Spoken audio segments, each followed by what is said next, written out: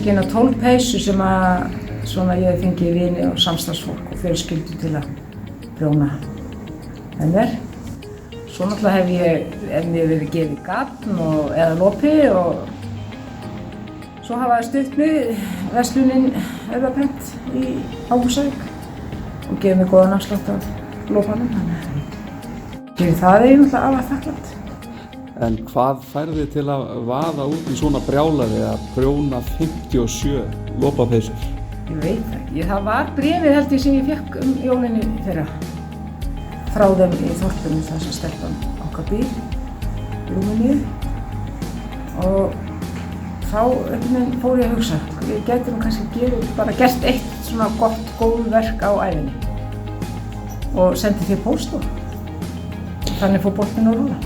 Svo var ég náttúrulega að finna mér eitthvað verkefni, ég var að hætta sem formaður Völsungs eftir 7 ára. Maður hafa hvað að gera. Hvað tekur núna við þegar þú ert búin með peysurnar? Ég veit það ekki. En ég hugsi að fara í vettlingana. Ég er að vinna upp afgangana. Þannig að ég tek vettlinga og allir þeir fara þetta út af ári. Það er smá tómarúm. Já, það er smá tómarúm núna. Aðeins að hvíla þig. Já. Takk kærlega fyrir þetta. Já, bara verður bara góður.